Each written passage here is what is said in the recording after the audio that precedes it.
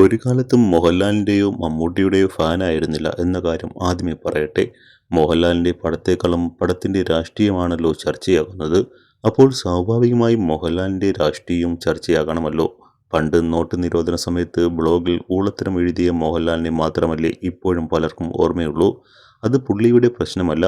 പുള്ളി ആ സ്റ്റാൻഡേർഡൊക്കെ വിട്ടിട്ട് കാലം കുറേയായി.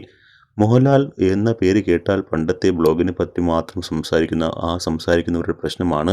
കൃത്യമായി ആ സംസാരം ബാക്കിയുള്ളവരുടെ വായിലേക്ക് ഫീഡ് ചെയ്തു കൊണ്ടിരിക്കുന്ന ചില തൽപരകക്ഷികളുടെ വിജയമാണ്. സംഭവക്രമങ്ങളിൽ വന്ന മാറ്റങ്ങളെ മൂടിവയ്ക്കുകയും പകരം അവനവന് ആവശ്യമുള്ള സാധനം മാത്രം ആവർത്തിച്ച് പറഞ്ഞ് പൊതുബോധത്തെ സ്വാധീനിക്കുകയും ചെയ്യുന്ന ഒരു കൂട്ടം ആളുകളുടെ വിജയമാണ്.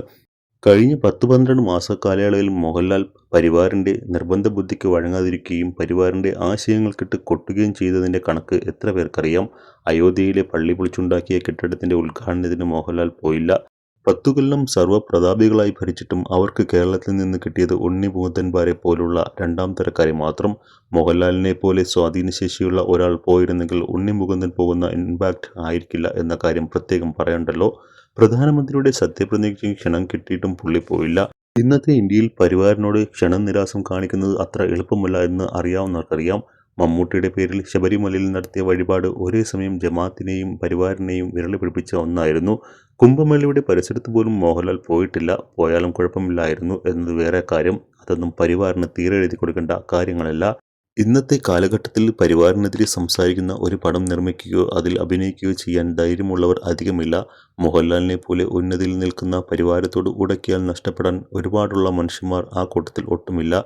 എല്ലാവരും അക്ഷയ് കുമാരന്മാരെ പോലെ പരിവാരത്തിൻ്റെ അപ്പത്തിൻ്റെ നടുക്കഷണം തിന്നും. അല്ലാത്തവർ അപ്പം തിന്നാതെ മാറി നിന്ന് പല്ലുറുമ്മും. അവിടെയാണ് മോഹൻലാൽ വ്യത്യസ്തനാവുന്നത്. തന്നെ താനാക്കി വളർത്തിയ ജനതയോടുള്ള രാഷ്ട്രീയ കടപ്പാട് പുള്ളി കാണിച്ചു. പരിവാരത്തിനോട് ചേർന്ന് നിൽക്കുക എന്ന എളുപ്പവഴി തള്ളിക്കളഞ്ഞു. ഒരു പ്രാവശ്യമല്ല, പല പ്രാവശ്യം, ഒരുപക്ഷെ നിരന്തരമായി. എന്നാൽ എമ്പുരാനിൽ ഇടതിനെയും ലാമ്പുന്നുണ്ട് എന്നതിൽ യാതൊരു പ്രശ്നവും കാണേണ്ടതില്ല. കറുത്ത മാസ്കിട്ടവനെ കസ്റ്റഡിയിൽ എടുക്കുന്നതൊക്കെ അത്യാവശ്യം ലാമ്പ് കിട്ടേണ്ട പരിപാടി തന്നെയാണ്.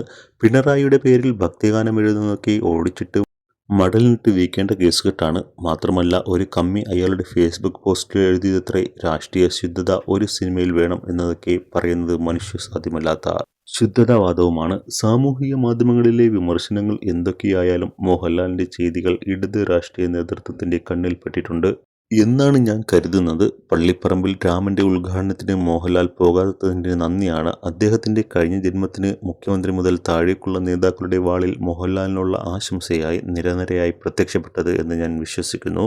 പറയുമ്പോൾ പുള്ളിയുടെ പടങ്ങൾ അനാവശ്യമായി ഡീഗ്രേഡ് ചെയ്ത കാര്യം കൂടി പറയണമല്ലോ. വാലിബന് സംഭവിച്ചത് അതാണ്. സാധാരണഗതിയിൽ തന്നെ വിമർശനങ്ങൾ ഏറ്റുവാങ്ങാനും പരാജയപ്പെടാനുള്ള ധാരാളം ഘടകങ്ങൾ അതിൽ ഉണ്ടായിരുന്നു എന്ന കാര്യം വിസ്മരിക്കുന്നില്ല. പക്ഷേ കണ്ടിടത്തോളം വിമർശനങ്ങളുടെ പൊതുരൂപം മെറിറ്റ് സംബന്ധിച്ചായിരുന്നില്ല, അടിമുടി ആക്രമണമായിരുന്നു. അയോധ്യയിലെ ഉദ്ഘാടനത്തിന് പോകാത്തതിൻ്റെ ചുരുക്ക് തീർക്കാൻ വേണ്ടി പരിവാർ തുടങ്ങി വയ്ക്കുകയും ന്യൂസ് 18 ഫോളോ അപ്പ് ചെയ്യുകയും ചെയ്ത സാധനമാണ് കമ്മികൾ വിജയിപ്പിച്ച് കയ്യിൽ കൊടുത്തത്.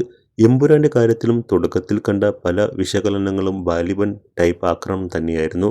എമ്പുരാനെ ബീരാൻ എന്ന് പരിവാർ വിളിക്കുന്നത് കണ്ടപ്പോൾ മാത്രമാണ് സംഭവം നേരെ തിരിഞ്ഞത്.